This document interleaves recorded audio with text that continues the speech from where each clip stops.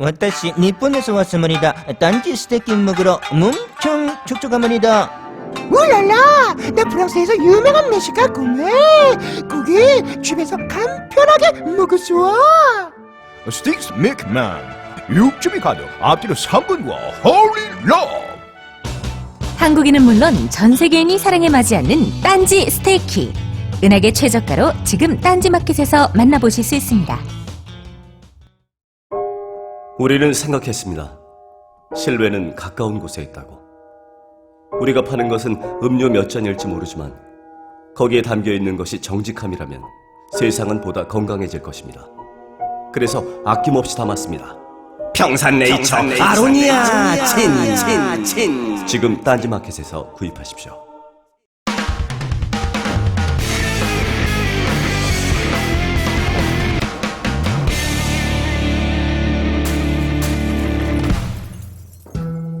네, 김어준의 파파이스 48회 시작하겠습니다. 오늘 비가 오는 수요일 4월 29일 재보선 당일입니다. 벙커에는 입추의 여지를 찾을 수 있는 소수종의 관람객들이 오셨습니다. 와주셔서 대단히 감사드립니다. 오늘 선거가 갓 투표가 마감되고 이 투표 결과를 지금 모르는 상태에서 녹화를 진행하게 됐는데요. 투표 결과는 앞으로 어차피 알려질 거니까 그리고 이제 또 그건 말고도 할 수 있는 얘기들이 많으니까 천천히 살펴보도록 하겠습니다. 네, 먼저 한 주간의 이슈를 보여주는 이하 작가의 그림을 보도록 하겠습니다. 제목이 돌아온 물귀신입니다. 왼쪽 아래 보면은 개구리발인데 귀신 모양이 된 분은 누군지 아시겠죠? 그분이고요.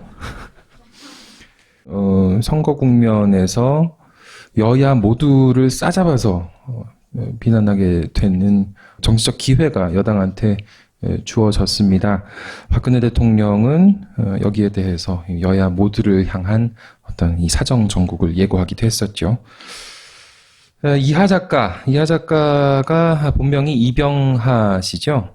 네, 지난번 말씀드렸습니다만 영어로 이름을 말했을 때 병하리가 돼서 병아리라는 자기 이름이 싫어서 이하라고 개명을 했다고 예명인데요. 어쨌든 밝힌 바 있습니다. 그런데 이하 작가가 기소를 당했습니다.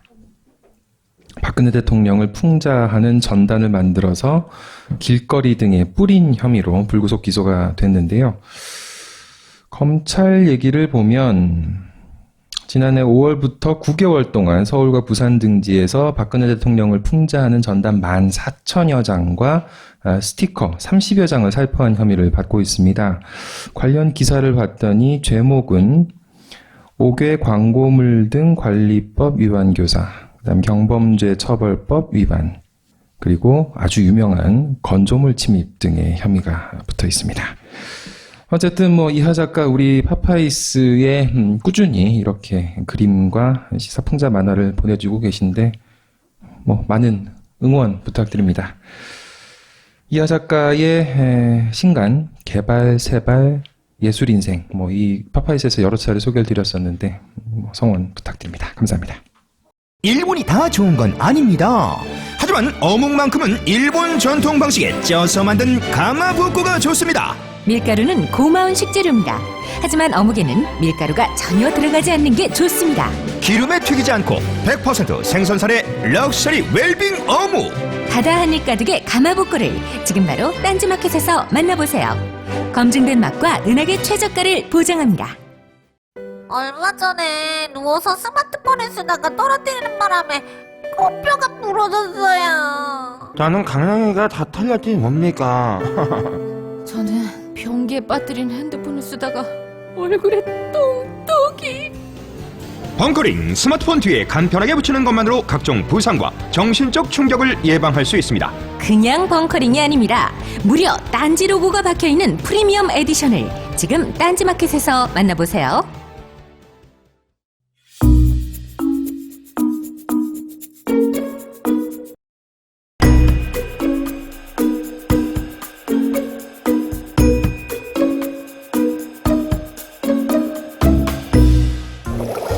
네, 오늘 파파이스에서는 정말 귀한 분을 어렵게 모셨습니다. 파란 바지의 의인이라는 별명이 붙었었죠. 소방호스로 본인의 몸을 묶어서 학생들을 구출했던 김동수 씨를 모시도록 하겠습니다. 박수로 부탁드립니다. 안녕하세요. 첫 인상 어떠세요?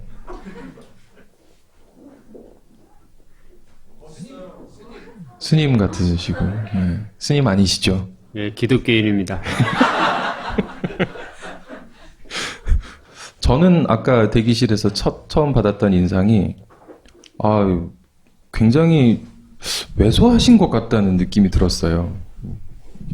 보통, 다른 분들은 어떠셨는지 모르겠습니다만은, 저는 이제 그 세월호 사건 당일 얘기를 듣고서, 화물차, 그런 이미지여서, 그 영화에 보는 그런 분일 줄 알았는데, 그래서 더욱 그날의 일이 의로워 보이기도 하고 또 더욱 뜻깊은 것 아닌가 하는 생각도 들었습니다. 이런 질문 되게 좀 우문일 것 같긴 한데요. 1년여 기간 동안 어떤 일이 제일 힘드셨습니까? 죄의식이 제일 힘들었죠. 죄의식. 예, 왜냐하면 차 타가다가 버스 타가다가 운전을 이제는 잘 못하니까 버스 타다가 나도 모르게 옆에 분 앞에 빨리 뛰어내리라고. 아니면 어떤 기자분이 촬영 같이 다니면서 보니까 항상 손은 뭐를 잡아당기고 있다고. 가족들도 계속 왜 그걸 못 버리냐고. 본인이 의식 못하세요? 뭔가 지금 계속 손으로 뭘 잡아당기고 있다는 건. 예, 잠깐 잘 때 그런 행동을 계속 보인다고. 일단 그 사건, 세월호 사건도 뭐 나중에 얘기를 좀 해보겠습니다만, 최근에 언론에서, 김동수 씨 관련된 참 안타까운 기사가 나온 적이 있었죠? 자해를 하셨다. 사고 당시 트라우마로 자해를 하셨다. 그때 얘기부터 좀 시작을 해봤으면 좋겠습니다. 어떤 일이었나요? 자해하려고 한 것이 아니고, 그냥 팔에 너무 고통이 심하니까, 그냥 잠깐 누워있다가, 이렇게 잘라오면 고통 하나는 없어지겠구나. 그런 마음을 갖고, 그냥 카트칼이 보이니까 가서 그냥 나도 모르게 그냥 이 팔 하나라도 잘라오면 고통 하나는 없어지겠구나 하는 마음으로 한 것이 이상하게. 팔을 자르려고 하셨어요? 예. 커터칼로? 네, 온몸이 다 그냥 다 고통이 있으니까 견디기 싫지만. 어떤 고통입니까, 그게? 그냥 발바닥은 계속 바늘로 콕콕 찔리는 기분이 계속 남아있고, 손마디마디도 계속 그런 고통, 뜨거운 물 대면 말로 표현하지 못하는, 또 이 뼈가 있는 데는 그냥 계속 돌아가면서 막 하니까, 또 막 이런 물체들이 막 또 손도 자기 마음대로 움직이기도 하고, 그래서 몸이 나 몸이 아닌 것 같아가지고, 그날은 또 정신과 갔다 와서 그냥 누워있다가 자기도 모르게 그렇게 한 행동이고, 저도 황당하고. 지금도 아프신가요, 계속? 예. 4월 18일, 사우나, 수술하기 전에 사우나 갔는데, 뜨거운 물 딱 들어가려고 하니까, 거기서 학생들의 목소리가 뜨거운 물에 들어가고 자기네는 찬물에 있는데 뜨거운 물에 들어간다고부터 그냥 그때부터 고통이 있어가지고 지금은 계속 뜨거운 물만 닿으면 고통을 느껴요.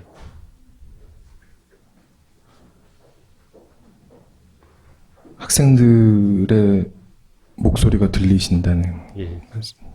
그러고 그때 학생들이 저한테 한 얘기가 아직도 기억에 남는 거, 계속 맴돌고 계속 하루도 빠짐없이 기억나는 것들이 있는데, 아저씨 조금만 기다려 주세요. 그리고 창문만 봐도 아이들의 상하고 일반인들이 그냥 배 안에 수장되는 그 광경을 끝까지 다 봤는데, 그거를 어떻게 하루에 몇 번씩 계속 보니까 필름과 같이 계속 돌아가는데, 그걸 어떻게 잊어보며 그냥. 그래서 저는 1년이 지났는데 지금 몇십 년이 지난 고통을 계속, 그래서 밤도 계속 악몽에 시달리고 그래서 거의 뜬 눈으로 맨날 며칠도 살아보고. 그 자해 사건 때 가족들이 많이 놀라셨겠어요. 제일 놀란 것이 큰딸이죠. 큰딸이 그냥 몇 살인가요? 이제 23살인데 소방공무원 또 오늘이 제일 슬픈 날이 또 오늘 두 번째로 떨어진 날입니다. 왜냐하면 사건 터지고 19일 날 작년 4월 19일 날 소방공무원 시험 봐서 안 보러 가는 딸을 등을 떠밀어서 시험 보러 보냈는데 그래서 떨어졌지. 이번엔 또 아빠가 그렇게 해서 남은 도와줬는데 정작 아빠를 못 도와줬다고. 그러면서 오늘 오는데 또 시험이 또 떨어진 날이라 가지고 울면서 괜찮다고 아빠가 다 이해한다고 아빠가 더 미안하다고 아빠가 그러지 않았으면 이번엔 안 떨어졌을 건데 아빠가 너의 공부하는 또 방해를 인생을 망쳤구나 하는 생각이. 따님이 두 분이시죠? 예, 고3. 작은 따님이 예, 고3이고. 예, 그때 세월호 탑승 학생들하고 예, 같은 나이. 나이가 같아서 예. 또 여러 가지 생각이 드셨겠습니다. 네. 그날도 우리 딸도 얼마 없으면 남도 여행 간다고 막 즐거워했었고 그랬으니까 또 딸이 저한테 한 얘기가 뭐냐면 왜 남들하고 같이 도망 나오지 왜 아빠는 그렇게 마지막까지 있어가지고 그런 고통을 받느냐고. 지금도 그렇지만 거기 내 딸이 있는데 남이 우리 딸을 그래 구해주지 않으면 누가 구해주냐고. 그래서 아빠는 다시 이 또 터지면 아빠는 또 다시 뛰어든다고. 그래서 작은 딸을 달랬죠.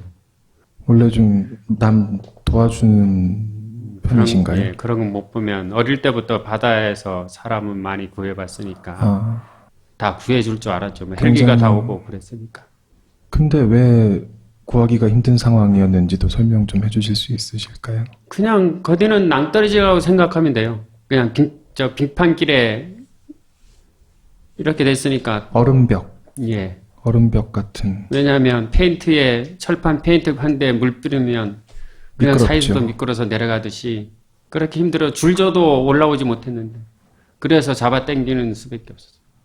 그래서 몸이 끌려 나가니까 저 몸에 줄을 감은 거죠. 안 끌려가려고 힘이 다 빠져가니까. 소방호수를 내리고 하나는 의자에 줄 묶고 몸에 감고. 예. 그래서 끌어본 거죠. 그렇게 해서 구하셨던 학생들이 뭐 수를 세는 건 무의미해 보입니다만 생각 안 나요. 그냥 생각이 안 나시고요. 학생, 여자, 남자, 일반, 남자, 여자, 나이 드신 분 이렇게만 얼굴 기억이 나지 얼굴은 전혀 기억이 안 나요. 다시 만난 적은 있으세요? 예, 학생 몇 분 만났고 그다음에 그 초등학교 졸업 그 인천 그분 예, 예. 어떻게 전화번호 알아가지고 이번에 4월 13일 아닌가 전화 와가지고 고맙다고 한번 얼굴 보자고 해서 그분 또 만나러 갔었고 또 서울 나서 또 부부 연락처 몰라가지고 했다고 그래서 거기에서 또 만나서 고맙다고. 아까 저 학생들 목소리가 기억나신다는 말씀하시면서 아저씨 좀 기다려주세요라고 했다고 하셨는데 뭘 기다려달라고 했다는 건가요? 그때 홀에 이렇게 홀에 있는데 자판기는 이렇게 하늘에 매달려 있고 밑에는 자판기하고 의자 같은 거 둥둥 뜨고 물체들 떼다니는데 학생들이 떠 있었어요. 학생도 일반인들도. 그 다음에 바로 앞에는 또 그 꼬맹이 있었고 꼬맹이도 학생들 있었고 일반인들 있었고. 그런데 제일 미안하고 지금도 미안한 거는 거기 있는 사람들이 우리가 영화를 보면 자기 먼저 나오려고 하는데 그분들은 자기 먼저 나오는 것이 아니고 건강한 사람부터 밖으로 보내줬어요. 그 나이 드신 분이 자기가 앞선 번이 됐는데도 먼저 나가라고. 그래서 제일 미안해요. 지금도 학생들이나 거기 있는 분들 남편들 그렇게 사는 사람들이 없는데 왜 그 사람들이 죽어야만. 그 안에 대충 눈대중으로 한 몇 분 정도 계셨던 건가요? 5, 60분요. 제가 본 거는 200~300명에 봤다고 해경대에 올라가서도 얘기했었는데 예. 그런데 기억난 분들은 5, 60명밖에. 그 나머지 기억은 중간 기억이 없어져가지고 충격에. 그 배 타고 계실 때에 그럼 처음 타셨을 때 그 전날 타서 이제 뭐 불꽃놀이도 하고 그러고 배가 쭉 가던 상황은 기억이 좀 나시나요? 예.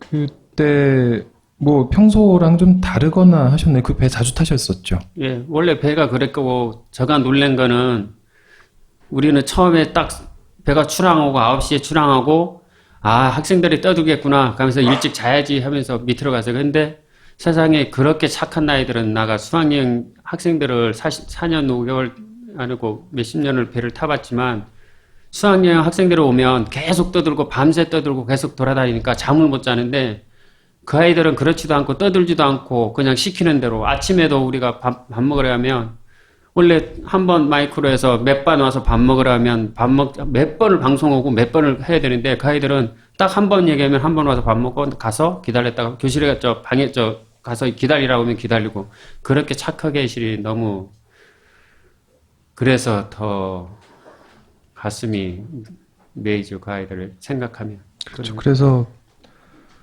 가만히 있으라는 안내방송이 나왔을 때 더 그렇기도 했겠네요. 예, 전혀 안 울증했던 이유가 그 탈출하는 상황이 사실 뭐 아비규환이었을 것 같습니다. 뭐 사람들이 그렇지도 않았어요. 서로 빠져나오려고 그러진 않았나요? 예. 그냥 밖에 있는 사람 밖에 있고 나머지 안에 있는 사람들은 나올 수가 없으니까 그냥 구해주면 이서 와서 처음 특공대가 한 번 올라와서 데리고 간 후에 옆에 분 앞에 들어가서 왜 특공대 어디 갔냐 하니까 데려가서 2번 다시 안 내려온다고. 예. 나중에 마지막에 체육관에서 들으니까 그 다른 분 앞에 힘들어서 못 내려가겠다고 했다고. 특공대가요? 그래서 나가 그렇게 했다고 해경이 아무것도 안 했고 특공대들이 아무것도 안 했다고 해서 해경이 조사하려 와가지고 하는 말이 나가 피해자지.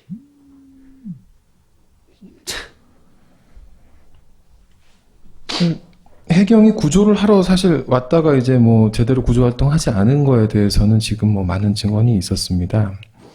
그런데 저는 그 상황에서 마지막 보셨던 지금은 한 기억에 한 50명 정도 남아있는 그분들이 나오려고 하셨을 거 아니에요. 나오고 싶어 하셨을 거 아니에요. 네. 창문도 막 두드리고. 그런데 그 영화같이 진짜 자기 먼저 나가려고 노력했으면 나가지도 못하지만 그런데 거기 있는 사람들은 그렇게 안 했으니까 더 가슴이 아픈 거죠. 양보를 한 거죠. 양보를. 그렇게 착한 사람들을 그냥 그때 화물차 이제 몰고 예. 제주 서울 뭐 왔다 갔다 예. 하면서 이렇게 일하시던 걸로 이제 알려졌었는데 예.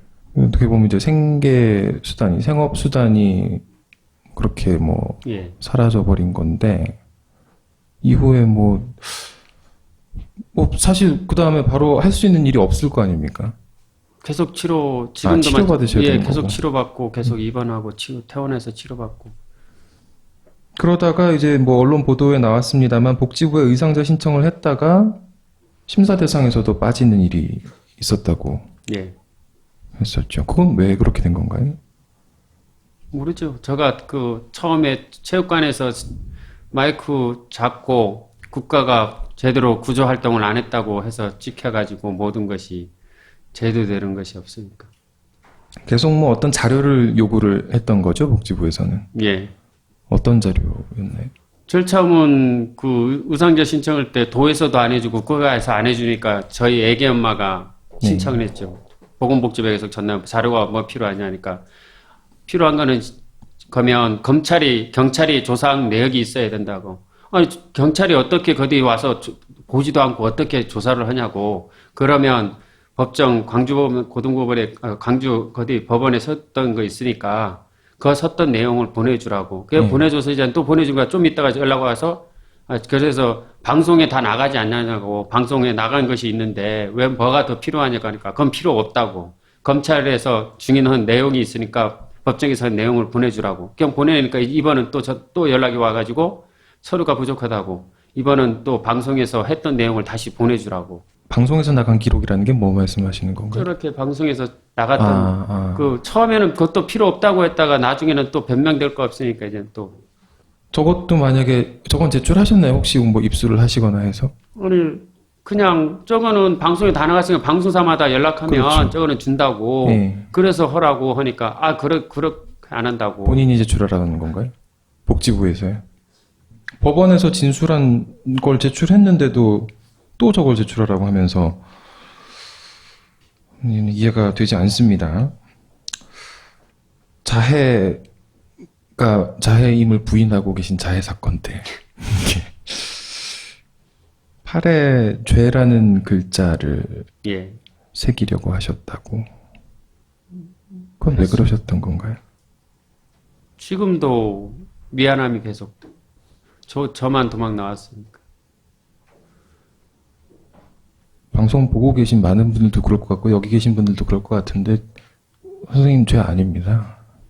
근데 그 광경 보지 않고 그 끝까지 남지 않으면 그런 죄를 미안함을 느끼지 못해서. 왜냐하면 배가 가라앉는데 보이는데도 구하지 못했으니까.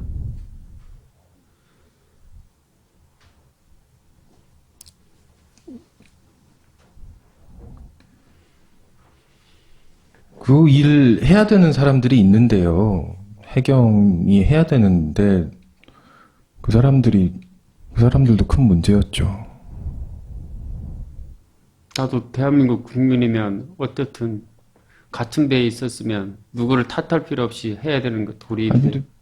제가 이제 뭐 이런 얘기를 보면은 선생님 입장에서는 정말 죽음을 무릅쓰고 최선을 다하신 거고,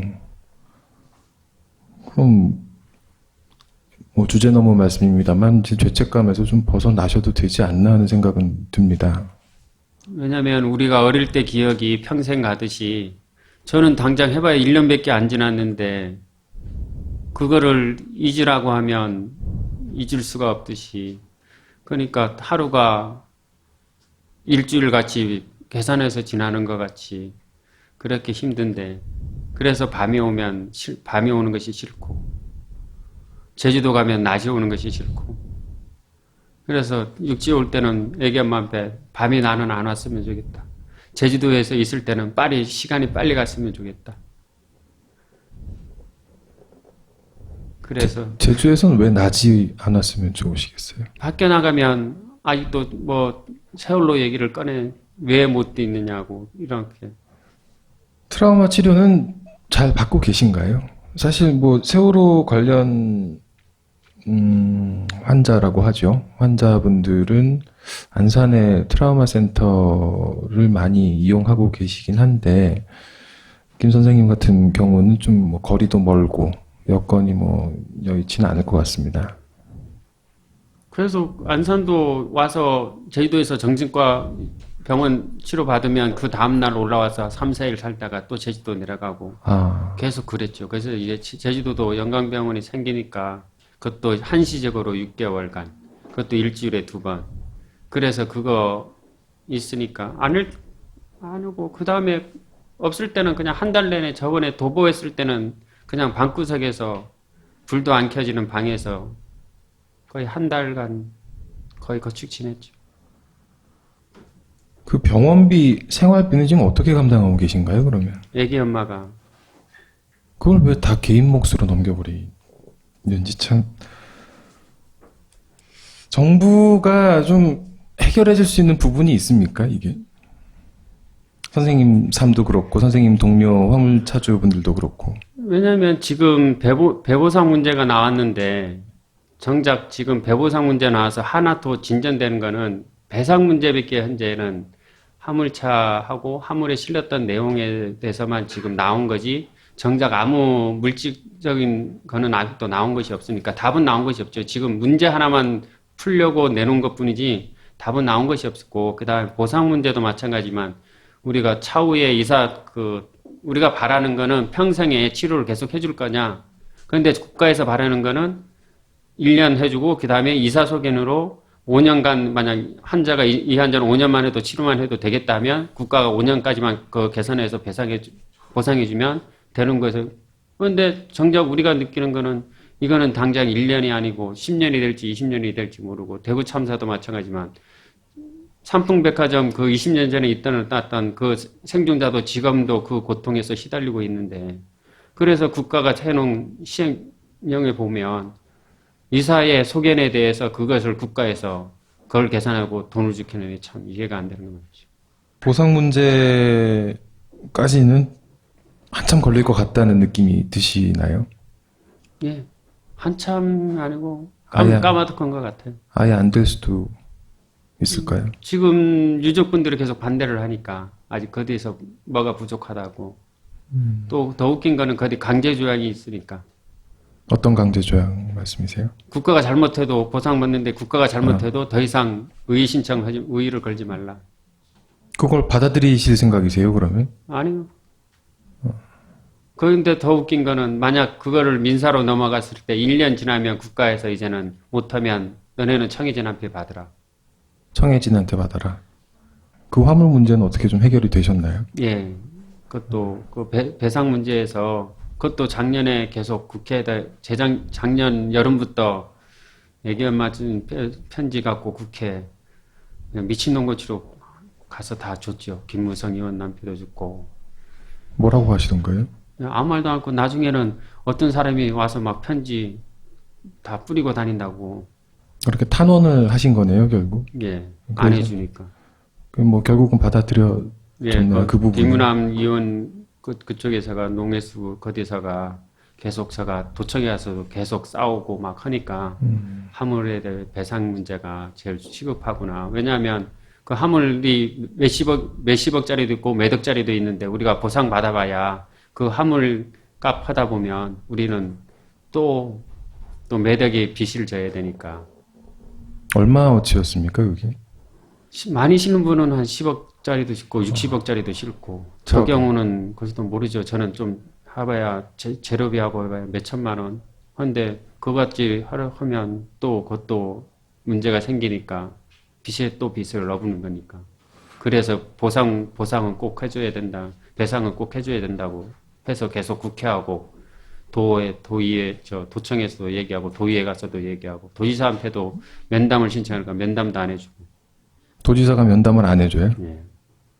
본인이 잘못한 건 하나도 없이 사고가 나서 구해줘야 되겠다는 일념으로 학생들 그리고 승객들을 구출했는데 이 사고로 그리고 그 과정에서 입었던 본인의 물질적 피해 그리고 정신적 피해에 대해서는 누구한테도 지금 제대로 보상을 받지 못하고 있는 상황에 대한 이야기였습니다. 김동수 선생님 얼굴을 다 많이 좀 알아주셨으면 좋겠습니다. 왜 그러는지 우리가 알아야 되니까요. 김동수 선생님 얼굴 꼭 기억해 주셨으면 좋겠습니다. 먼 길 와주셔서 너무 감사드리고요. 저희가 좀 들었으면 좋겠는데 제가 안 물어봐서 혹시 못하신 얘기 있으시면 한 말씀 하셔도 좋습니다. 아직 세월호는 끝난 것도 아니고 아직 진행형이고 더 국민들이 오해를 갖는 거는 지금 세월호를 진짜 밝힐 사람들은 생존자들인데 지금 생존자들은 전혀 실태조사도 안 하고 보호 관계 이런 조치를 전혀 안 해놔두는 것에 대해서는 뭐 시민단체나 우리 유족분들이나 그 다음에 국민들이나 왜냐하면 또 이거보다는 더 큰 참사도 일어날지 모르는데 그를 대비하기 위해서는 그때 살아남은 사람 세월호에서 살아남은 사람들의 모든 자료를 보관해 놔둬야 되는데 지금 아무것도 보관해 놔두지 않고 그 다음에 세월호 생존자들을 그냥 방치해 놔두는 상태. 또 왜냐하면 나오려고도 하지 않고 저는 처음에 TV에서 나와서 그래서 이렇게 나오게 된 거고 나머지 분들은 나오면 또 나온 만큼의 그 고통이 그분들한테 있어가지고 될 수 있으면 국민들이 세월호 생존자분들을 이상한 눈으로 보지 말고 그분들이 이제 꺾는 이상한 행동을 해도 좀 이해해 줬으면 좋겠다는 생각을 갖고 있습니다. 저는. 정말 심적으로 힘드실 텐데 이 자리 와주셔서 너무 감사드리고요. 제가 PD한테 안병 넣어서 출연료를 많이 드리라고 압박을 하겠습니다. 괜찮습니다. 진짜요? 예. 왜냐하면 TV에서 전혀 알린 것이 없으니까. 그래서 저는 불러주면 어디든 가겠다고 약속을 했고, 그 다음에 이렇게 자료가 남아야 나중에 그 단원고 학생들이 컸을 때 쓸 수 있는 자료가 되니까. 그래서 저는 나온 겁니다. 학생들이 아마 나중에 많이 감사할 겁니다. 아니죠. 아직은 부족한데 뭐. 아직도 준비할 자료는 많은데 생존자 전화번호를 아직도 다 하려면 아직도 80명의 전화번호가 있는데 연락망은 아직 20명밖에 없고 아직 60명의 연락망이 저한테 없으니까 그것이 제일 힘들죠. 무슨 80명 말씀이신가요? 생존자분들 연락망을 있어야 나중에 단원고 학생들한테 그 아이들이 컸을 때 자기네 친구들의 진상규명을 하려고 할 때 그 자료를 준비했다가 줘야 되는데 학생들 이외 생존자분들 예. 80명의 이 생존자들이 연락망이 완전히 구축돼서 학생들한테 기억을 되새길 수 있는 이야기를 해줄 사람들이 있어야 되는데 예. 감사합니다. 제가 뭐 오늘 방송 나오신 것뿐만이 아니라 지금 그날 보여주셨던 의로운 행동 그리고 그 이후에 해주셨던 말씀 그리고 보여주신 행동 모두 감사드립니다. 나와주셔서 다시 한번 감사드립니다. 고맙습니다.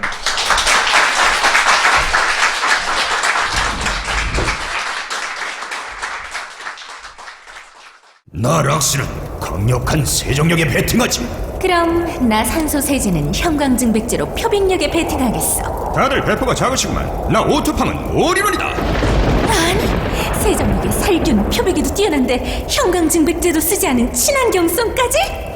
우리가 졌다. 독창적 기술로 세상의 더러운 것들을 싹쓸이할 다목적 세제 오투팜. 딴지마켓의 은하계 최저가로 적병에 민감한 악용 의류까지 말끔히 씻어보시지요. 세계 유일의 유료 사복.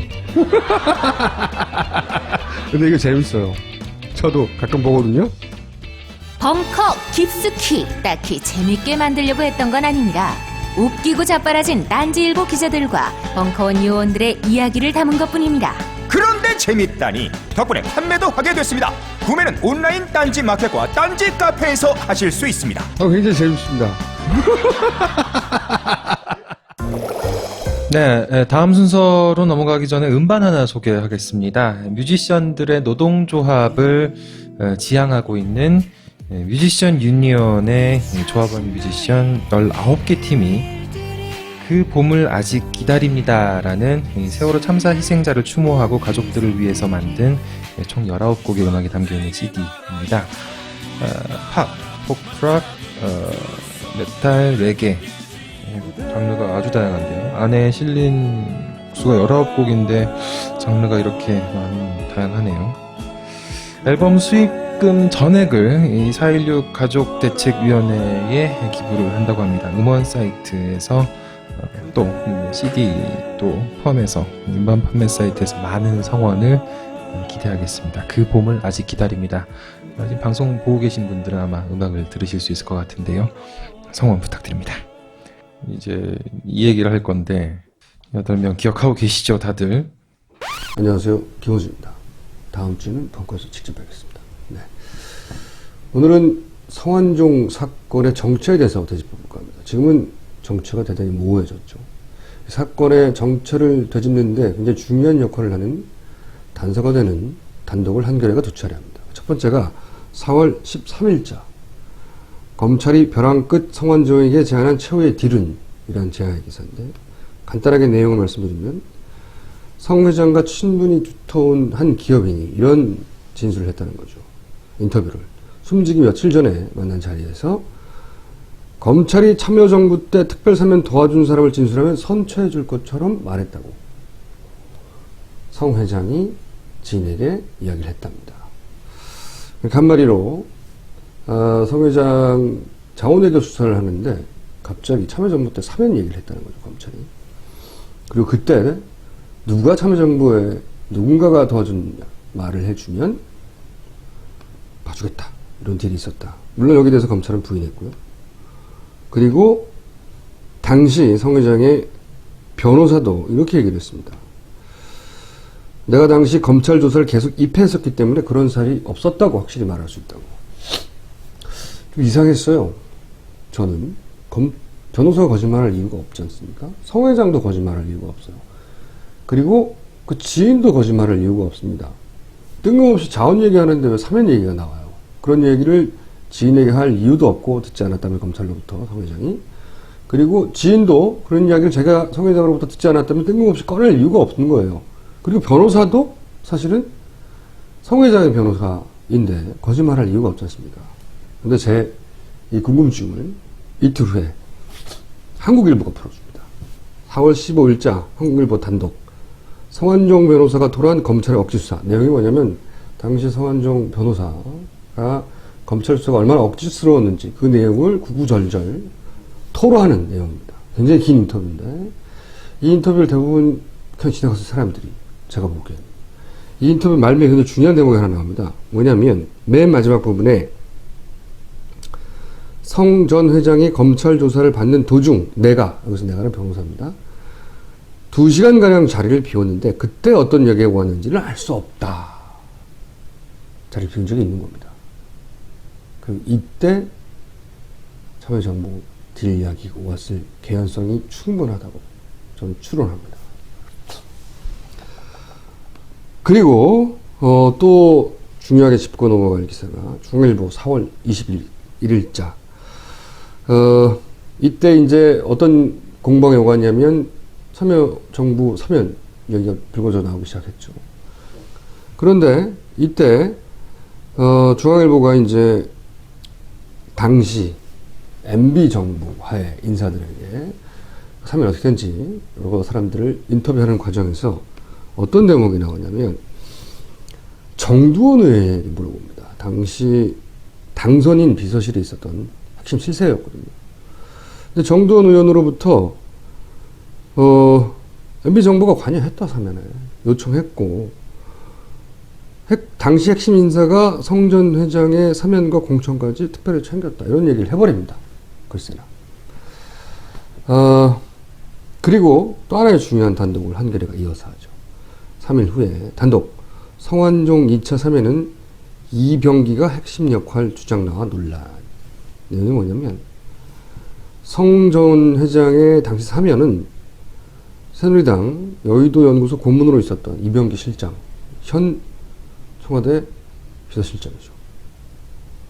비서실장이 이명박 당선인의 최측근을 통해 인수위에 요청한 것으로 안다라고 성 회장의 지인이 또 한 번 인터뷰를 해버린 겁니다. 자, 아까도 말씀드렸다시피 성 회장이 검찰로부터 듣지도 않은 자원외교 수사를 하는데 뜬금없는 참여정부의 사면 이야기를 안 들은 이야기를 할 이유가 없지 않습니까? 그리고 지인도 성 회장으로부터 그런 이야기를 듣지도 않았는데 할 이유도 없죠. 그리고 검찰의 주장과는 다르게 분명히 2시간 동안 변호사가 없는 시간이 있었어요. 더군다나 그 사면에 관해서 그 관여한 핵심 인사가 현 대통령 비서실장, 청와대 2인자라는 그런 이야기를 듣지 않았다면 현 정권의 2인자기 밑보이면서까지 거짓말을 할 이유가 그 지인에게 어디 있습니까? 없죠. 저는 성 회장이 생전에 그런 이야기를 했을 가능성이 대단히 높다. 검찰이 그런 제안을 했을 가능성이 대단히 높다라고 생각합니다. 첫 번째 추론이고요. 이 정체를 밝히는 데 있어서. 자, 두 번째 추론입니다. 이 사건의 정체를 파악하는 데 있어서. 한겨레 두 단독 기사를 염두에 두시면서 생각을 해보자고요.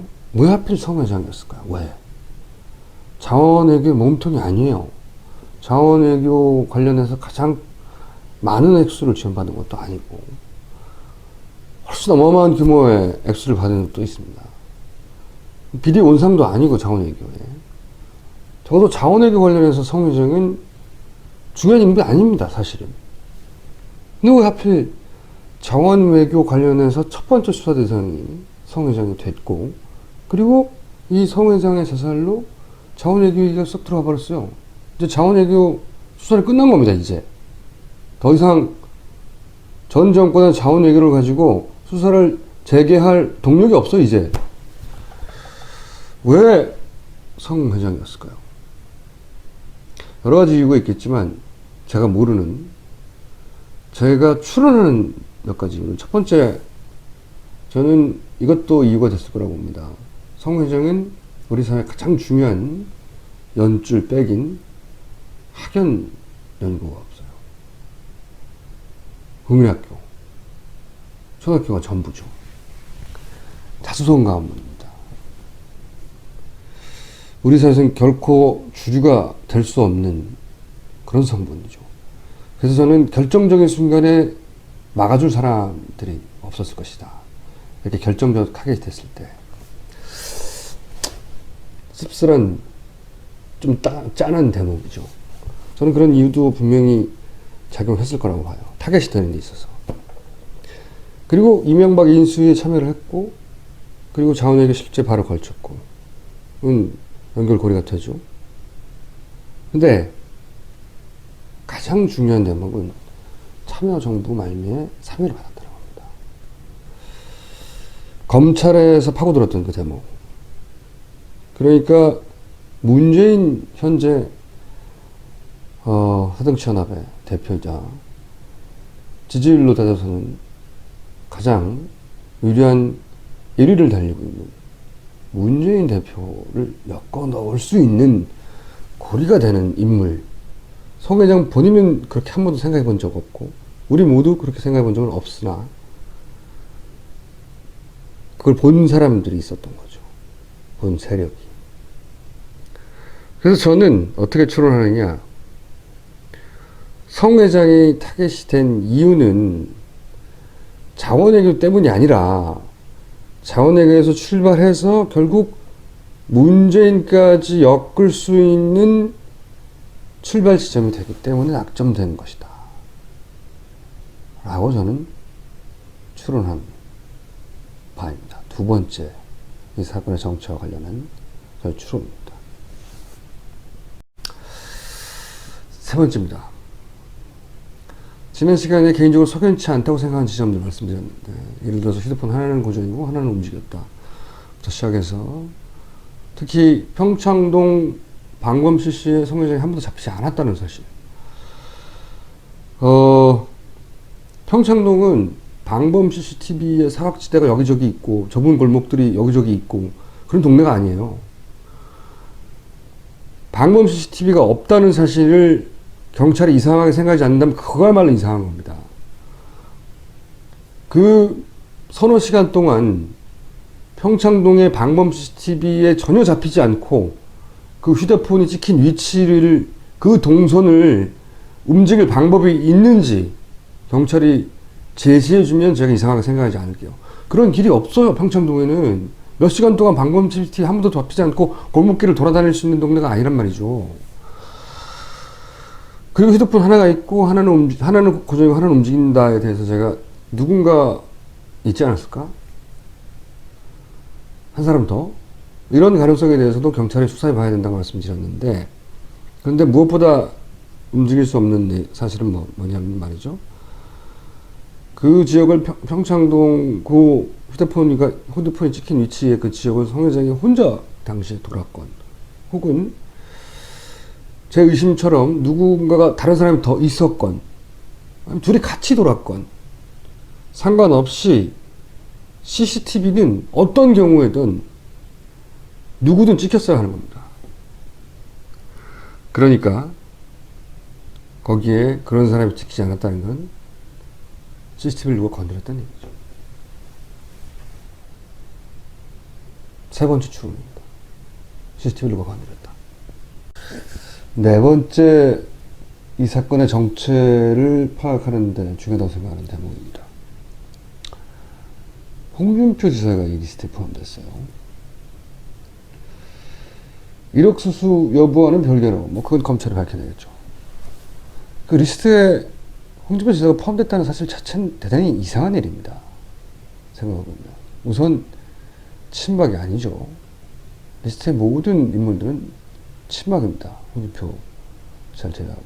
그리고 홍준표 지사가 성 회장이 자신을 구해줄 수도 있는 정권 핵심으로 생각했을 인물도 아니죠. 그러니까 정권 핵심이어서 로비를 했는데 안 통해서 앙심을 품고 뭐 이런 케이스가 아니라는 얘기죠.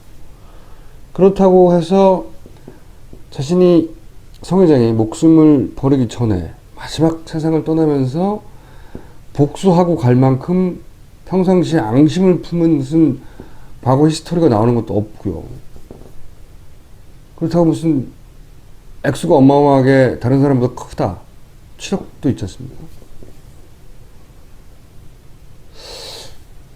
굉장히 이상한 케이스인 거예요. 여기 포함됐던 자체가.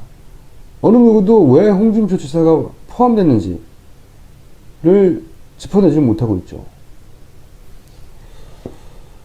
그리고 말이죠. 이완구 총리가 날아갔는데, 이완구 총리가 날아가는 현 대통령에게 굉장히 치명적인 일입니다. 이 총리 때문에 현 정권 얼마나 고생 많았어요. 총리마다. 또 날아갔어요. 2달 만에. 그런데 종편에서 총질을 심하게 했습니다. 이번에 이 사건에 대해서. 이완구 총리 날아가는데. 조선일보는 신나했죠. 이상한 일입니다. 박근혜 대통령에게 직접 타격이 되는 일인데, 홍준표, 이완구 두 사람의 공통점이 뭔지 저는 굉장히 사건 초기부터 궁금했는데 어느 순간 문득 그런 생각이 들었어요. 지난 시간에 얘기했지만 두 사람 다 차기주자구나. 여권 내 한 2, 3위 정도 되는 아주 높은 수준의 차기주자였었죠. 그래서 든 추론은, 생각은 이 사건의 어떤 지점부터 차기주자들 견제 목적이 있었던 건 아닐까? 네 번째 추론입니다. 그래서 1, 2, 3, 4 추론을 다 합쳐서 말씀드리자면, 자원외교 수사를 전 정권, 우리 각하의 반발도 있고 하니 적당히 덮고 넘어가야 되는데 어느 지점에서 그 희생양이 필요한데, 성 회장을 타겟으로 삼으면서 야권의 차기주자도 말아넣고, 그리고 동시에 여권의 차기주자들도 주저앉히는 그런 기획을 한 게 아닐까? 처음부터? 그게 이 사건의 정체 아닐까? 라고 저는 추론을 했습니다. 오늘 여기까지입니다. 다음 주에 벙커에서 뵙겠습니다. 그리고 그 전에 프로젝트 부 추가 펀딩 시작했습니다. 참여 부탁드립니다. 감사합니다. 되새겨볼 부분들이 있죠. 총수 이야기 중에. 어쨌든 총수가 제기한 의혹이니까 본인이 와서 해결하는 걸로 하고. 저는 그 생각은 들어요. 제가 이 정치 평론가도 해설가도 아닙니다만, 이 자원 외교라든지 4대강이라든지 이런 이슈들을 뭔가 할 것처럼 하다가 안 하고, 그러면서 이 박근혜 정부는 친 이명박 세력이라고 할지 아니면 전 정부 인사들과 적당한 긴장 관계를 계속 유지하고 있지 않았나. 만약에 그게 없었다면은 이 당 지도부가 대통령을 어느 시점 가서는 내치려고 할 수도 있는데, 사실 이명박 대통령을 제외하면은 그 전 대통령들은 다 임기 후반 넘어가면서 탈당을 했었죠. 쫓겨나다시피 여당에서 그런 대접을 받았었는데, 박근혜 대통령처럼 이렇게 적당한 긴장 관계를 유지하면은 그런 일은 예방됐겠구나 하는 생각은 들거든요. 그런데 지금 이제 이 성완종 리스트가 불거지면서 그 긴장 관계가 좀 이게 좀 파탄이 났구나 이 생각은 듭니다. 앞으로 어떻게 될지 좀 지켜봐야겠는데 총수가 제기한 의혹은 총수가 해결하는 겁니다. 각종 사회 비리에 처절한 똥침을 날려온 딴지일보가 마켓을 열었습니다. 기자들이 검증해 믿을 수 있는 상품들을 은하계 최저가로 판매하여 명랑한 소비문화 창달에 이바지할 딴지마켓. 이제 신뢰를 쇼핑하세요. 주소는 market.딴지.com. 경고합니다. 이 광고는 당신의 심장을 멈추게 할 수도 있습니다. 특히 얼마 전 아로마 캔들을 구입하신 분들은 차라리 귀를 막으세요. 식용 등급의 왁스를 사용해 FDA가 검증한 명품 아로마 캔들, 미국산 빌리지 캔들을 지금 이 시간부터 은하계 최저가에 판매합니다. 스몰 사이즈가 아니에요. 정확히 645g 라지 사이즈가 19,900원이라고요. 서두르셔야 돼요. 딴지마켓이 다운되기 전에, 외계인이 오기 전에.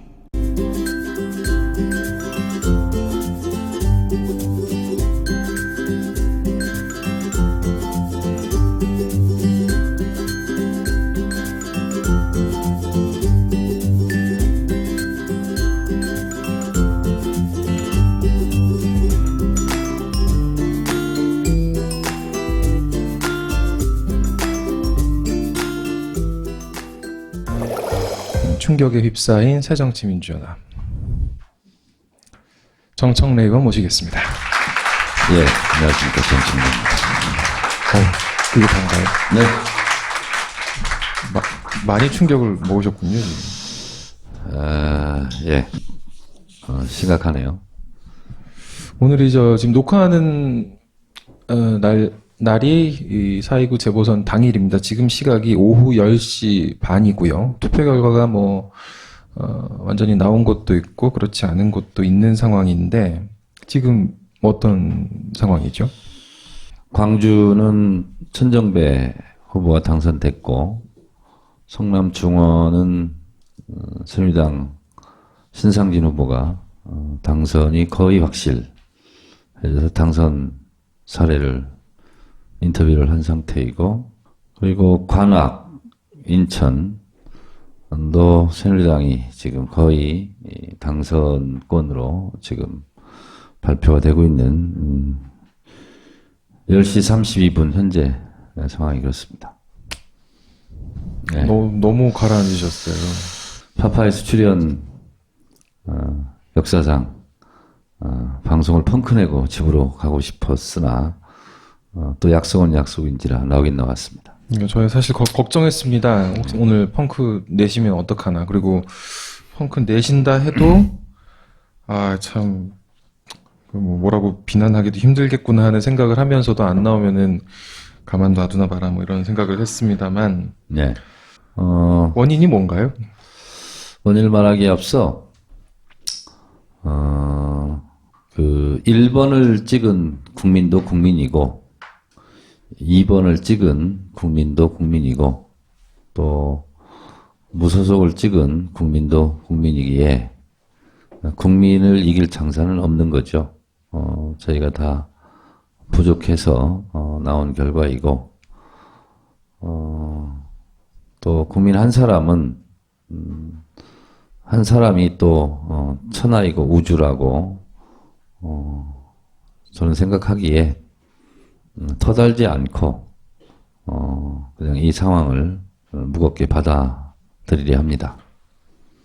근데 이제 박근혜 정부 들어서 실시된 재보선이 24개 의석을 놓고 진행을 치렀습니다. 재보선을. 네, 네.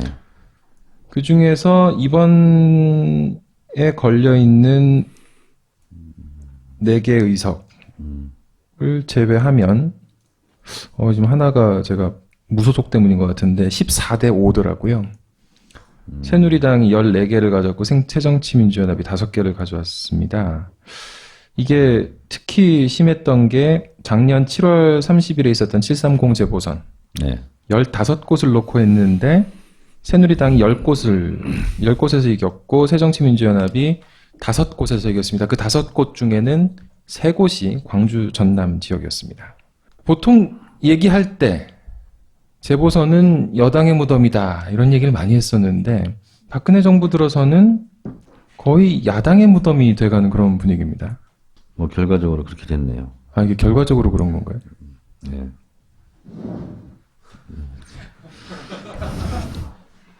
사실 이제 재보선 하면은 중간에 이 네. 정권을 향해서 비판하는 그런 목소리들이 높아지고 그 목소리를 떠안고서 야당 후보들이 선전하는 그런 자리지 않습니까? 제가 지금 정상이 아닌 것 같은데요. 네. 제일 충격이 컸던 것은 그 대선 때였던 것 같고요. 2012년 대선이요. 예, 예. 저도 18대 총선에서 한번 실패를 해봤는데 제 총선 떨어졌을 때보다 실제로 충격이 더 컸었어요. 근데 지금도 거의 그런 상태인 것 같아요.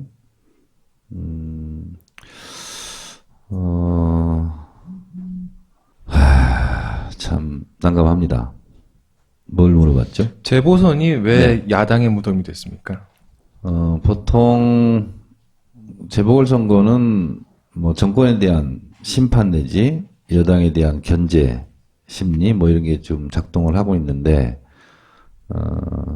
하루하루 역사라는 것이 뭐 반복된다고도 하지만 또 그것이 좋은 의미든 나쁜 의미든 또 새로운 것이 항상 또 이렇게 새로운 현상과 새로운 결과들이 나오는 것 같아요.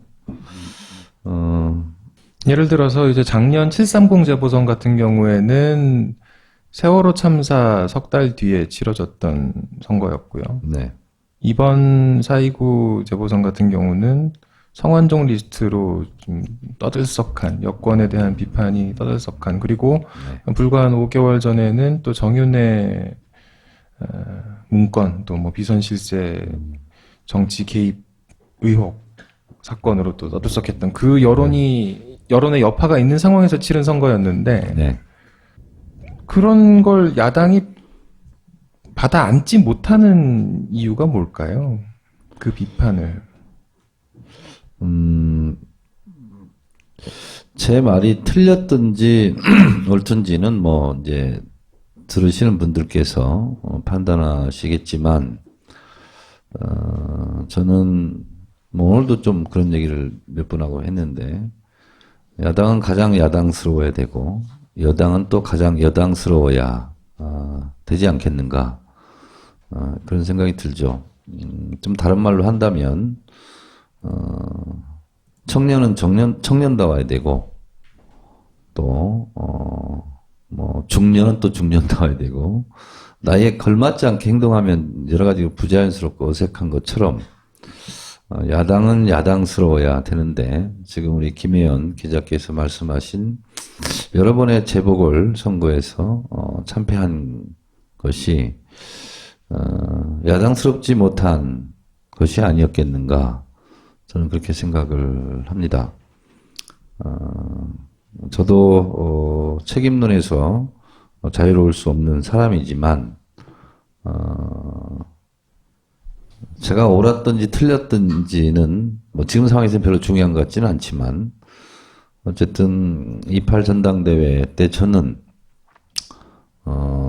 당대표, 최전방 공격수, 야성 회복, 강한 야당, 선명 야당 이것을 주창을 했고 당심에서는 꼴찌를 했고 민심에서는 또 압도적 1등을 했단 말이죠.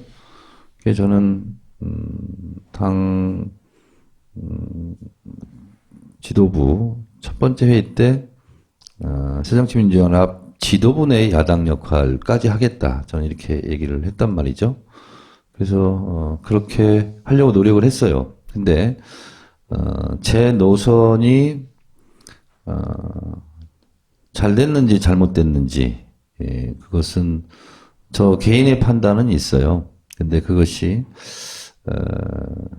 이번 선거에 어느 정도 연관이 있는지는 잘 모르겠으나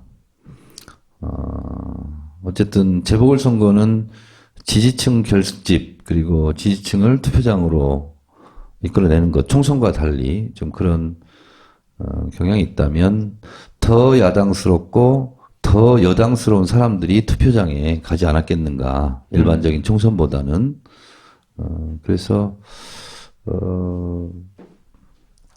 제가 이 상황에서 제 주장만은 또 할 수 없는 일이지만 어쨌든 저는 그냥 두루뭉실하게 얘기한다면 이번 선거의 결과의 원인 분석 차원이 아니라 일반론적으로 더 야당스러워야 되고 그래야 되지 않을까 그런 생각은 일단 좀 듭니다.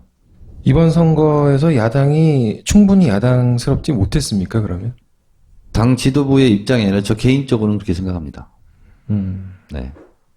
정청래 의원이 전면에 나서서 정말 이 선거 운동 전체를 캠페인을 좌지우지할 수 있는 상황이었다면 일어났을 그런 야성에 비해서는 모자랐을 것이다. 자칫 잘못하면 또 자기 변명과 또 자기 합리화일 수 있기 때문에 조심스럽습니다만 하여튼 좀 그런 아쉬움은 좀 있습니다. 이번 선거가 사실 실시하게 된 배경이 통합진보당 해산이었죠. 네. 그렇기 때문에 전체 야권으로 놓고 봤을 때는 이 야권 의석을 이게 이제 새누리당이 뭐 승리를 한 그 지역구 같은 경우에는 야권이 결과적으로는 의석을 잃는 결과가 됐습니다. 그러니까 반성적 차원에서 말씀을 드리면 인천서 강화를 제외하고는 우리가 이겨야 되는 지역인 거죠. 유야를 떠나서 그런데 어쨌든 결과는 정반대로 나타났죠. 그래서 제가 주장도 하고 또 그렇게 생각도 했던 부분은 저는 이번 재보궐선거 일반적인 총선과 달리 투표장의 여하이 당성이 강한 사람들을 아니면 야권 지지자들을 끌어들이느냐의 문제에 있어서 그 매력적인 요소가 무엇일까? 일반적인 총선과 또 달리 저는 중도층의 공략보다는 지지층의 정체성에 맞는 선거 전략 전술이 여야 된다라고 생각을 했고 그렇게 주장도 했었습니다. 그래서 저는 경제 이슈가 대선의 이슈는 될지 몰라도 재보궐선거의 이슈와 깃발이 돼서는 곤란하다.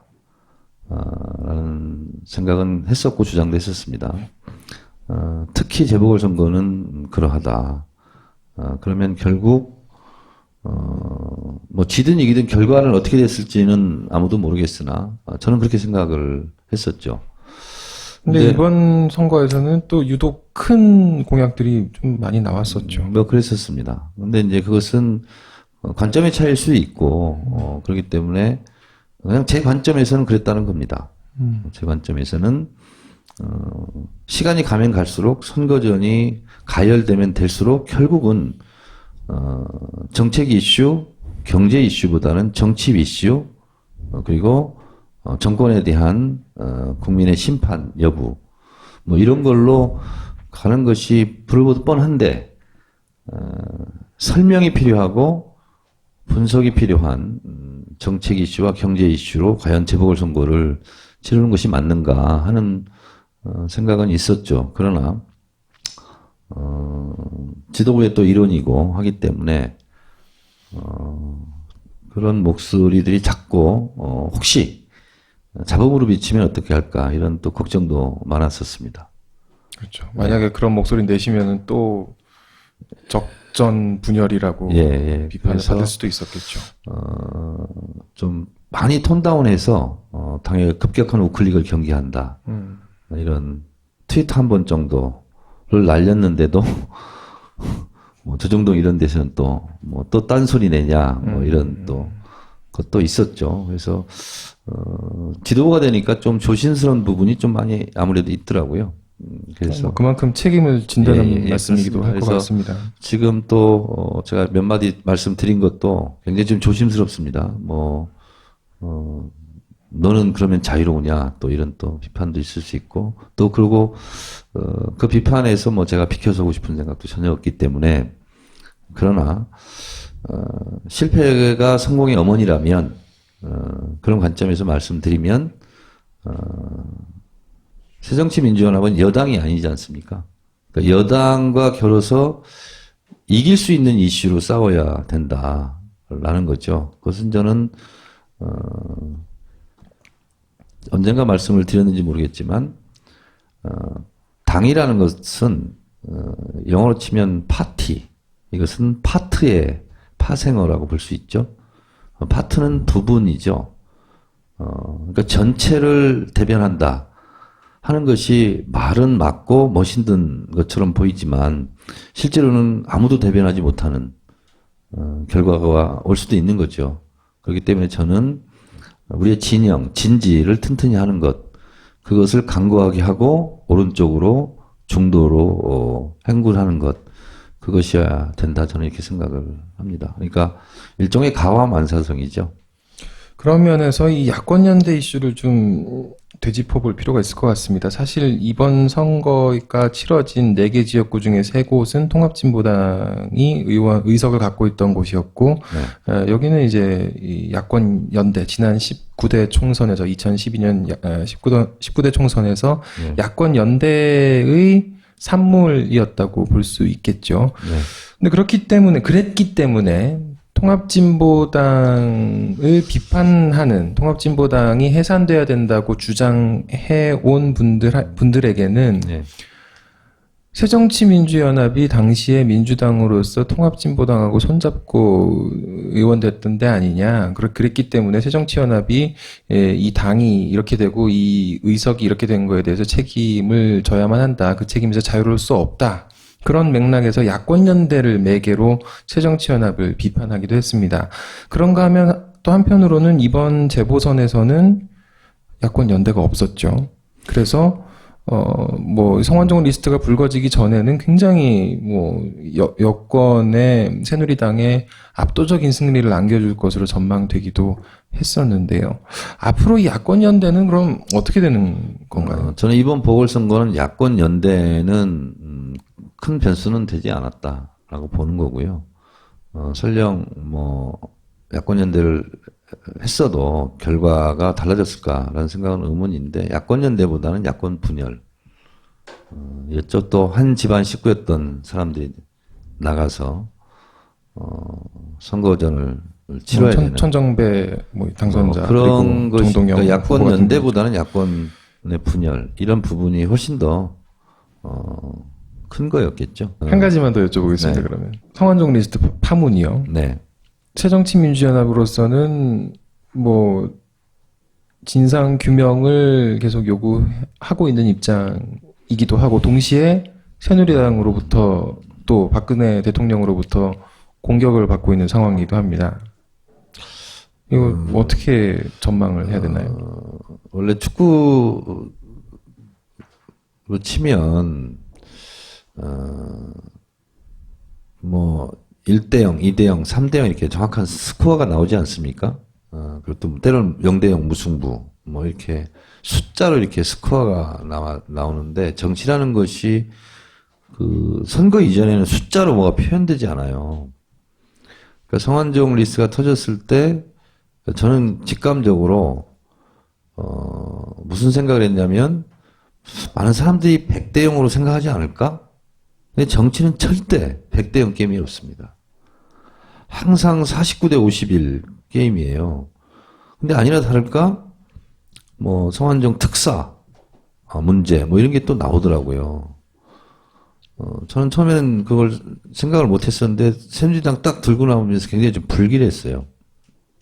불길했는데 아니나 다를까 그것이 꼬리에 꼬리를 물면서 마치 정확한 물타기가 되고 또 이렇게 언론에서 또 그걸 많이 띄우고 이렇게 하다 보니까 이 공수가 바뀌어버린 이런 또 상황까지 가버리고 왜 이 맥을 잘 못 끊지? 왜 안 끊어지지?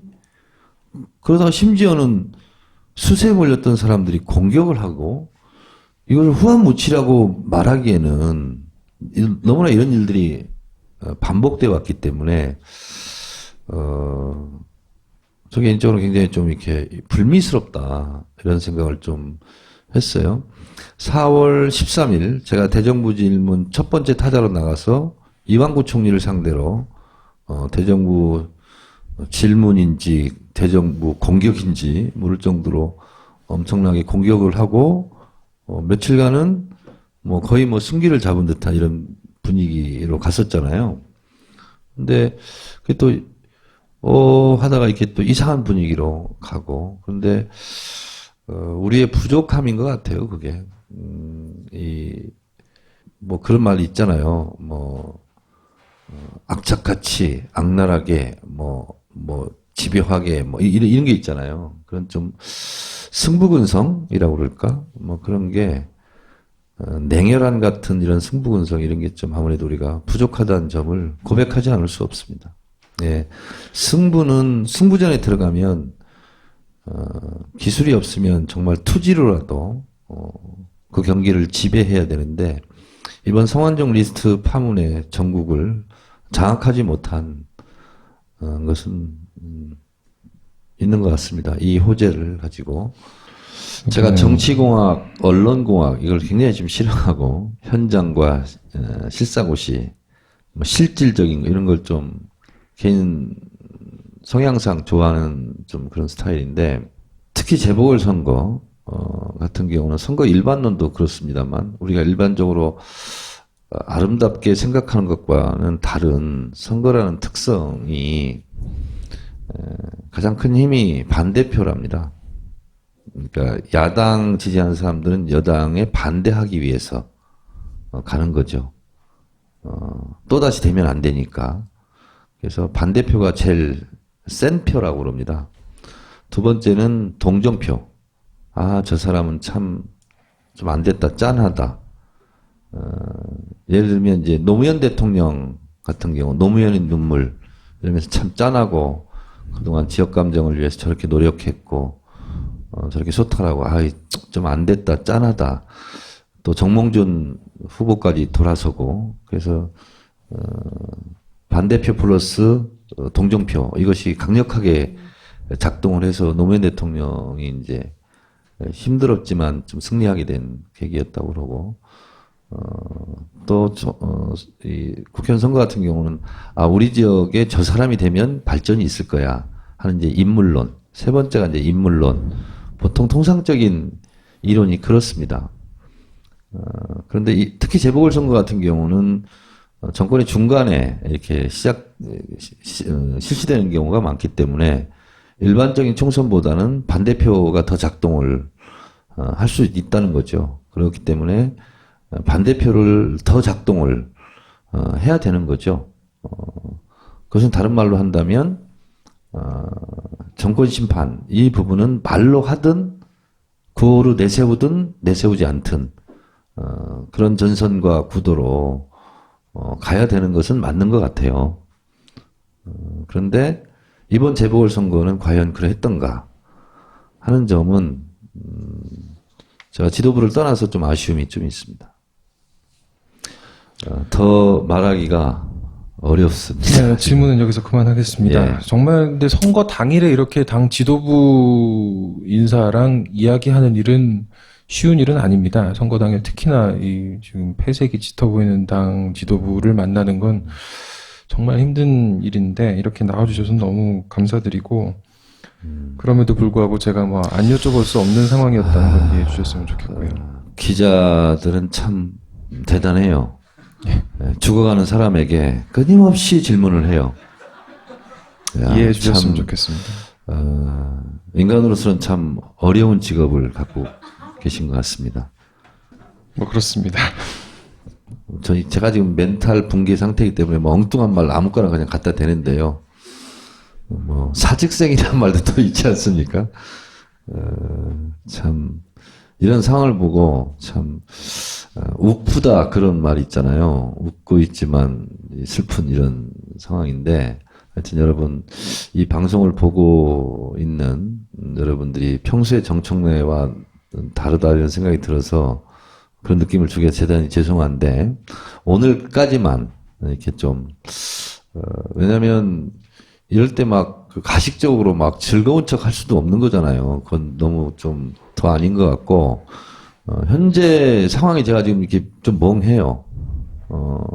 어느 정도 솔직히 좀 예상을 했지만, 막상 이렇게 결과를 받아보니, 가장, 드는 생각은, 우리 당을 어떻게 수습하지? 이런 지도부의 일원으로서 이런 책임감, 이런 생각과 이 상황을 그러면 또 어떻게 반전을 시켜서 내년 총선과 다음 대선에 또 임하지? 그리고 그럼에도 불구하고 우리 당 후보를 찍었던 유권자들, 국민들의 허탈함은 또 어떻게 이것을 위로하고 또 죄송하다는 말씀을 어떻게 드려야 되지? 뭐 이런 여러 가지 복잡한 생각이 좀 있어요. 그리고 또 저도 이제 선거를 여러 번 치러봤지만 선거 운동원들 있지 않습니까? 선거 운동원들은 그 한 2, 3주 이렇게 같이 진짜 동지적인 모르는 사람들이 다 모이는 거예요. 이렇게 유니폼 입고 모자 쓰고 춤추는 아주머니들 계시잖아요. 다 모르는 사람들이 모여서 일하다 보면 그야말로 이렇게 혈연적 관계 이상의 어떤 동지에 이런 게 생기거든요. 그래서 선거가 끝나면 저도 이겨도 다 웁니다. 그분들은. 이기면 기뻐서 울고 지면 슬퍼서 울고 어느 경우가 되든 다 울거든요. 그분들의 이 기뻐서 우는 게 아니라 슬퍼서 우는 그런 그분들이 지금 눈앞에 지금 어른어른 거려요. 그분들한테는 너무 좀 미안하고 그분들을 또 어떻게 위로할까 이런 생각도 좀 들고 당장 집에 들어가서 우리 집사람한테는 어떤 표정으로 나왔어 이렇게 얘기를 해야 되지 이런 생각도 좀 여러 가지 좀 복잡해요. 좀 이 국가부터 가정까지 좀 그러네요. 하여튼 정말 어려운 상황에 나와주셨습니다. 네. 이거 정말 자칫하면 이제 당 지도부 책임론까지 불거질 수도 있는 그런 상황이라서 굉장히 조심스러우실 텐데 나와서 이런저런 말씀해 주신 거 정말 감사드리고요. 뭐 자세한 얘기 다음 주에 해도 늦지 않겠죠. 뭐 뒷수습에 대해서는 다음 주에 나와서 좀 수습책이라고 그럴까, 대안이라 할까. 그럼 우리는 어떤 길로 가야 될 것인가, 뭐 이런 부분을 다음 주에 좀 말씀드렸으면 좋겠고 오늘 너무 죄송스럽고요. 아니 뭐 다 아실 거예요. 지금 표정에서 다 드러나는데. 네. 4.29 재보선 선거와 함께 해봤습니다. 한겨레 20일 1059호에 보면 이 관악을 지역구의 한 유권자 말씀이 나옵니다. 우리는 아무리 바빠도 늘 국민으로서 주권을 행사해 왔어. 그런데 이번엔 정말 찍기 싫어. 참 이게 요지경이구나. 또 실망했다니까. 정치판에는 1,000원짜리 떡볶이 장사꾼 인격만도 못한 사람이 정말 많은 것 같아. 국민들한테 희망이 되는 정치가 그립다는 말씀으로 김어준의 파파이스 48회 마치도록 하겠습니다. 저도 한 말씀 염치 없지만 드려도 될까요? 뭐 안 하시겠다고 해서 제가 아니 이 말이 갑자기 생각이 나네요. 제가 다음 아고라에 글을 자주 쓰는데 요즘 마지막에 쓰는 문구가 있어요. 정권은 짧고 국민은 영원하다. 국민과 정권이 싸우면 결국 국민이 이긴다. 그 말씀을 드리고 싶습니다. 네, 감사합니다. 예. 네, 김어준의 파파이스 48회 여기서 마치겠습니다. 함께해 주셔서 감사합니다.